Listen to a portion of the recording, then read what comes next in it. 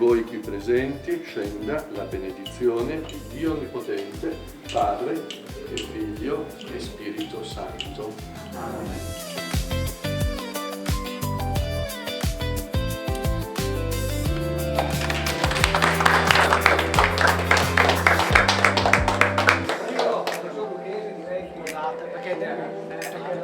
Prego.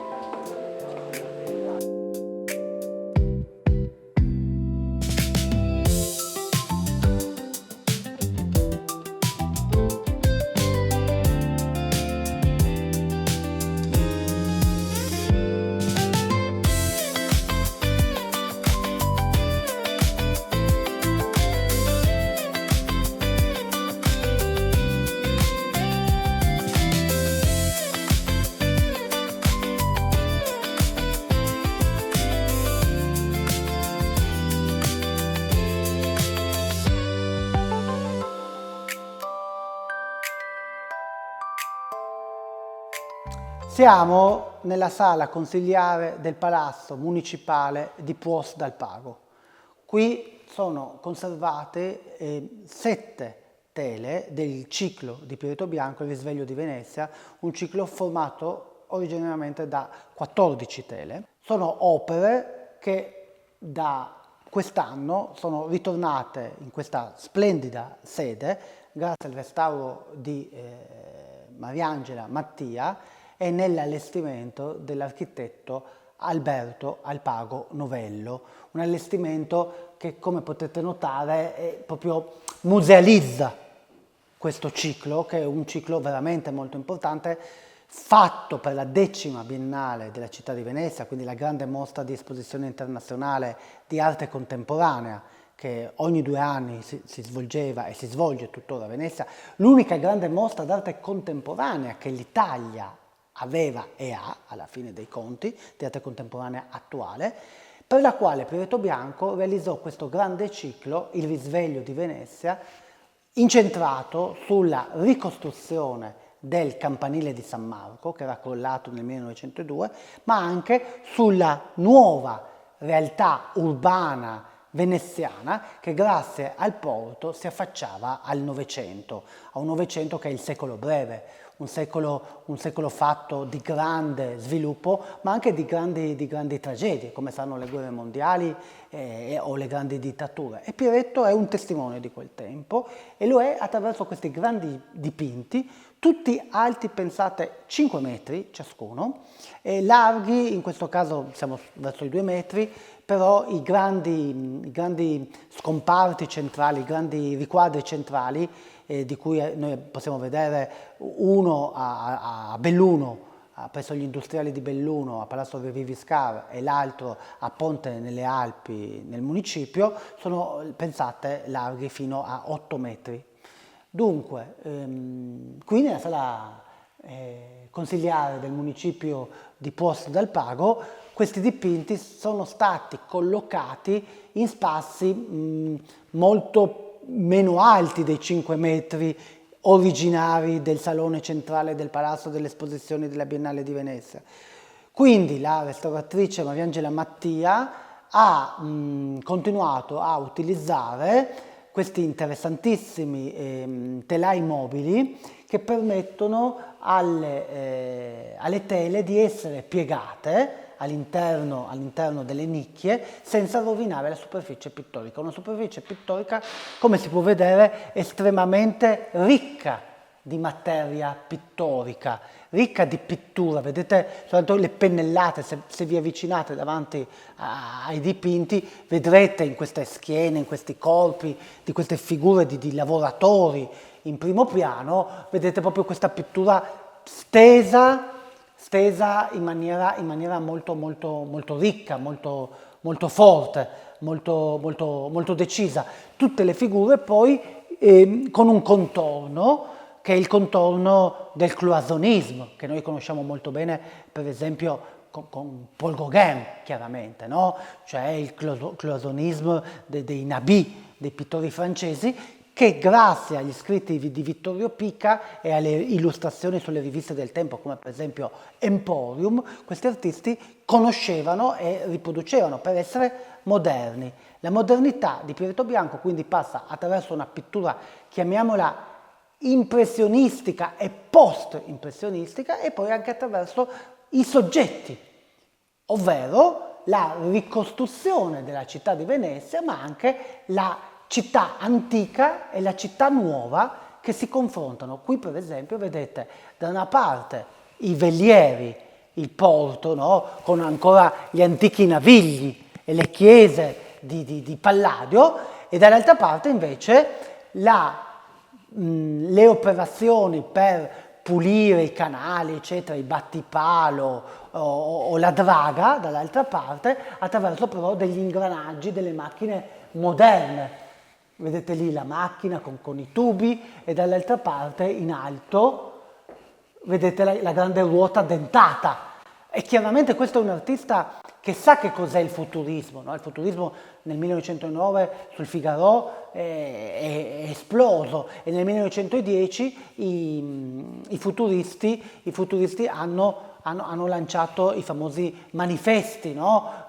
Contro Venezia passatista, per cercare di svecchiare una realtà che aveva una grandissima aurea tradizione. Che cosa decide Piretto? Di svecchiare quel mondo, mostrando il lavoro e i lavoratori. Questa è una grande novità, cioè l'osservazione dell'artista non è più soltanto su il lavoro di per sé, ma su chi fa il lavoro. Queste figure che sono giustamente, come qualcuno ha notato, una simile all'altra, proprio perché sono degli operai che costruiscono una nuova città, una nuova realtà.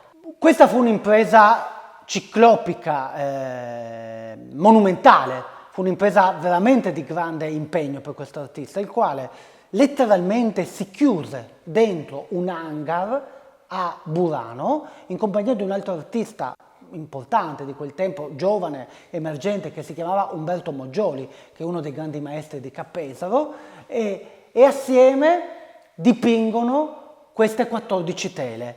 Queste 14 tele vengono dipinte a ritmi quasi forsennati per giungere all'apertura della mostra, perché la mostra aprirà ad aprile del 12, quindi dall'estate dell'11 all'aprile del 12 sono lì a lavorare, e sono delle tele che sono molto grandi, hanno una preparazione molto veloce e soprattutto hanno questa pittura estremamente di getto, anche se con un disegno molto controllato dei contorni, quindi grandi contorni, e poi dipingere in modo tale anche da controllare le luci e il colore. Già qui si vede l'artista che sarà il futuro grande scenografo. Non per niente da questa grande impresa Piretto Bianco emergerà come grande pittore di enormi superfici, tant'è che quando dopo questa opera finirà in America andrà a lavorare al Metropolitan Opera House di New York, diventerà amico di Enrico Caruso, sarà il pittore poi che lavorerà per il Teatro della Scala e per il Teatro dell'Opera di Roma, e sarà colui che riuscirà per la prima volta a piegare la pittura, diciamo, a modulare la pittura in funzione delle luci elettriche, non il contrario, no? Come invece si faceva fino a quell'epoca. Abbiamo deciso di allestire questi dipinti accompagnati da delle frasi dello stesso Piretto Bianco, perché quando Piretto Bianco nel 1911, nell'ottobre del 1911, scrisse al segretario generale della Biennale Antonio Fradeletto, l'11 ottobre del 1911, Piretto Bianco progettò sulla lettera questo grande ciclo, Il risveglio di Venezia, e in questo ciclo presentò i vari scomparti, i vari dipinti, e quindi accanto ad ogni scena, per esempio la draga, sono riportate le parole di Piretto utilizzate per descrivere la sua scena. In questo caso vedete le possenti draghe che tracciano ed affondano canali nella laguna per la viabilità e facilitarne il movimento del suo crescente traffico. Ecco, vedete, da queste parole c'è sempre la tendenza a una visione positiva del progresso. Il progresso è qualcosa di cui la società deve beneficare. Dovete sapere che si stava in quel periodo progettando il grande porto di Venezia, Marghera, no? E quindi bisognava anche proporlo come qualcosa di positivo per questa grande città del passato, che era fatta di chiese, di campi, di calli, di ponti, ma non di porti, non di banchine, non di gru, non di draghe. E allora queste novità vengono inserite nel tessuto urbano. Ecco la grande differenza tra il futurismo e l'arte di Piretto Bianco. Piretto Bianco accetta il progresso, ma all'interno della tradizione della propria città. Non cerca invece di presentare qualcosa come di dirompente, di rivoluzionario. Non propone, come farà Boccioni, di prendere le gondole e di bruciarle. Lui vuole che le gondole stiano vicino alle nuove navi. E per fare questo propone appunto questi dipinti in origine nel salone della Biennale di Venezia erano di commento a dei grandi dipinti di formato maggiore, di cui oggi pubblicamente ne vediamo soltanto due, no? L'Arsenale a Belluno e il porto a Ponte nelle Alpi. Il ritratto di Piretto agli Uffizi, in riproduzione, un dettaglio, e vediamo le altre 4 tele del ciclo Il risveglio di Venezia del 1912. Tra l'altro è interessante qui il confronto tra i lavafango della sezione I moderni fondatori e la fonderia dell'Arsenale, in questo confronto tra l'antico lavoro manuale, perché il lavafango era un lavoro tradizionale veneziano, cioè erano coloro che pulivano i canali della città di Venezia per permettere la navigazione. Notate la tipica acqua verdastra della laguna veneziana, quindi qui il lavafango, e dall'altra parte invece la fonderia nell'Arsenale di Venezia, il nuovo Arsenale di Venezia, tutte opere firmate, datate Piretto Bianco, Venezia 1912, con questo effetto delle scintille che illuminano questi lavoratori, questi operai all'interno dell'Arsenale veneziano, le catene, gli ingranaggi, i grembiuli, i pezzi di acciaio, di ghisa. Quindi il lavoro tradizionale e il nuovo lavoro. Queste opere, come le altre, sono purtroppo oggi, a causa dello spazio, visibili soltanto parzialmente, però il dipinto dobbiamo immaginarcelo alto 5 metri, il resto del dipinto, della tela, è piegata sul retro, in maniera comunque attenta per evitare danni alla superficie pittorica. Accanto a questa coppia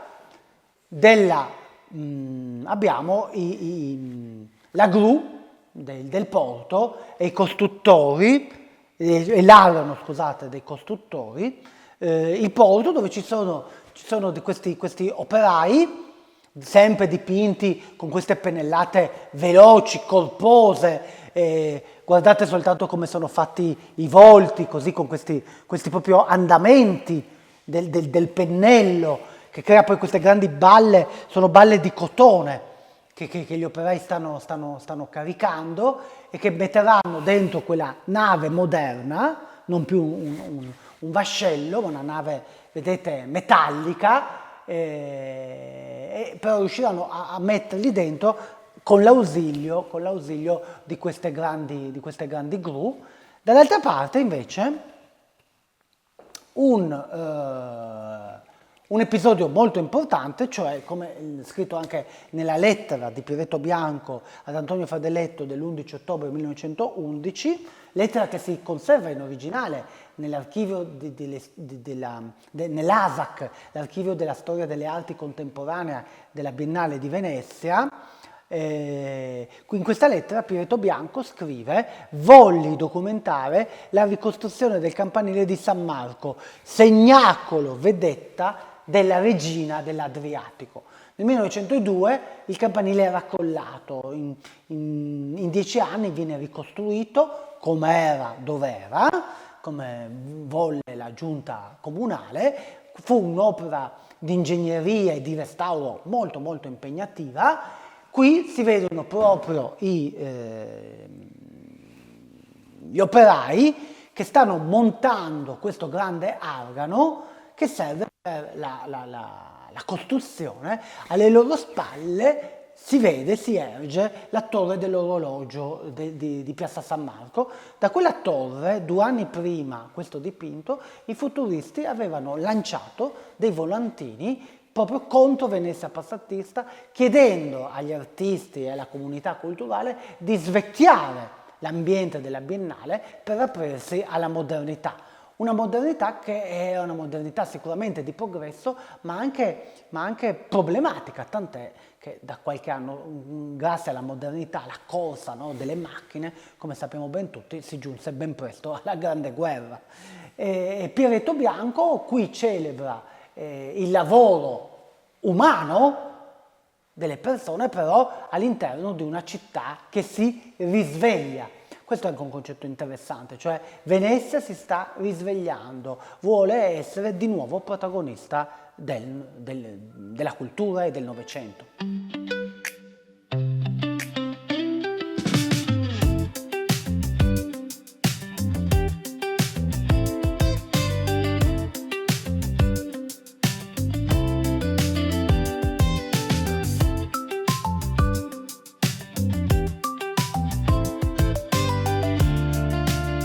Studiare Pietro Bianco è stato veramente molto interessante, molto importante, perché figure che vengono considerate secondarie in realtà possono spiegare molto meglio di grandi protagonisti come si sono succedute le cose, il meccanismo degli eventi. Pietro Bianco è stato un protagonista, un visitatore, un testimone del suo tempo, e un po' riscoprire i suoi quadri è stato veramente anche riscoprire un tempo, una civiltà, una società dove non esiste un bene, un male, un'avanguardia, una retroguardia, un genio o un artista scadente, ma esiste un tessuto fatto di mostre, di committenti, di galleristi, di esperienze.